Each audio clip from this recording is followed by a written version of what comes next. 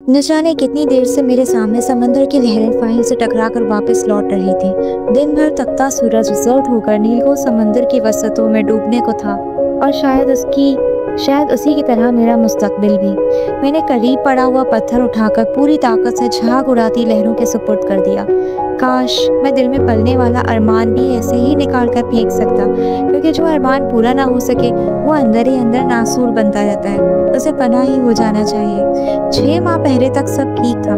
खुशियों की नवीद मुझे अपने आसपास सुनाई देती थी, मगर जिस रोज अचानक भाईजान का हार्ट फेल हो गया, बस उसी दिन से 30 की बजाय मुझे अपना आप 50 का लगने लगा। बेफिक्री जिंदगी में ढेर सारी फिक्रें कर आई।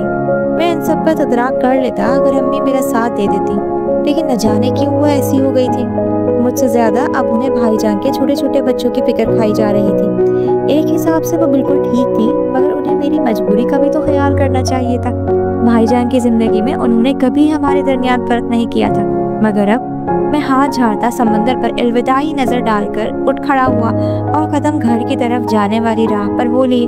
तमाम रास्ता मेरा जहन माजी की भूल-भुलैया में भटक कर है।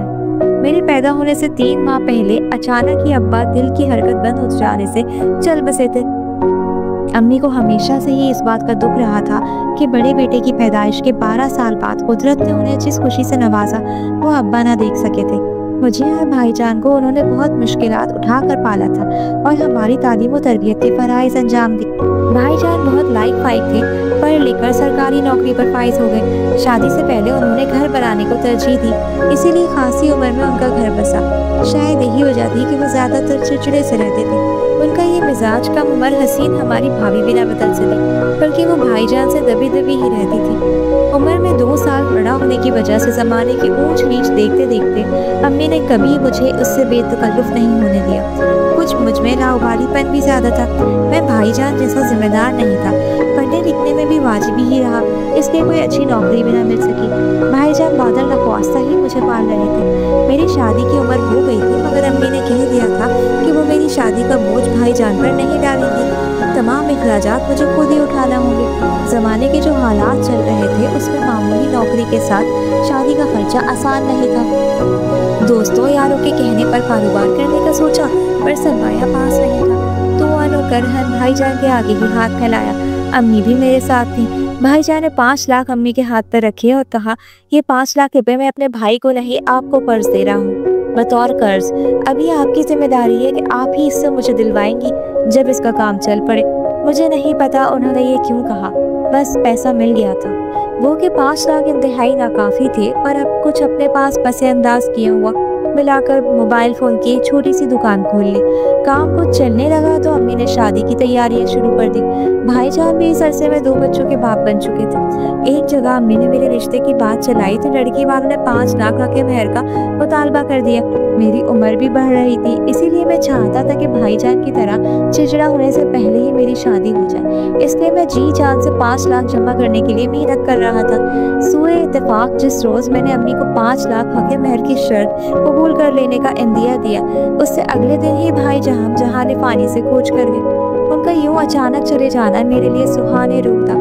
बमुश्किल तमाम तो मैं शादी करने के काबिल हुआ था, पर अब शादी के साथ साथ पूरी गृहस्थी का बोझ उठाना मेरे लिए इंतहाई दुश्वार था। मैंने हिम्मत करके भाभी की इद्दत के बाद अम्मी से शादी की बात चलाने के लिए कहा, मगर आपके से अम्मी का ये कहना कि पहले भाई का दिया हुआ 5 लाख का कर्ज उतारो, मेरे पाँव के नीचे से जमीन खींच कर ले लिया। मैंने अम्मी को लाख समझाने की कोशिश की कि अभी शादी हो लेने दें, मैं आहिस्ता आहिस्ता कमा कर वो कर्ज उतार दूंगा। वो यही कहती रही कि जब तक मैं भाईजान का कर्ज अदा नहीं करूंगा वो मेरी शादी नहीं करेंगी।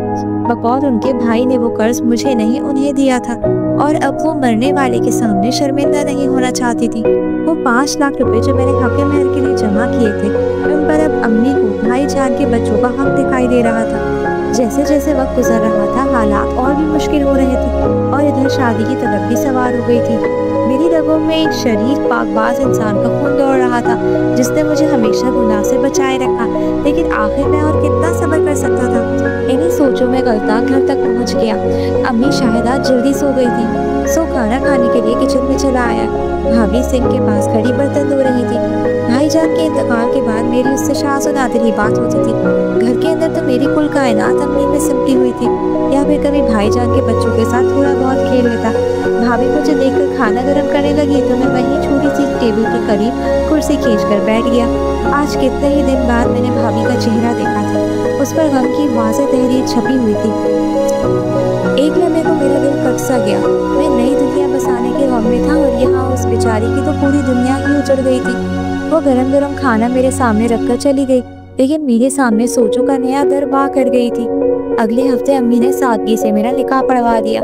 मैंने भाईजान का कर्ज बतौर हक महर अपनी बीवी को अदा कर दिया और बाद अज़ा उन्हीं 5 लाख से अपने कारोबार को वसअत दे दी। सबसे बढ़कर अम्मी बहुत खुश हैं कि भाईजान का असल कर्ज अब मैं उनके बच्चों का बाप बनकर उतार रहा हूँ।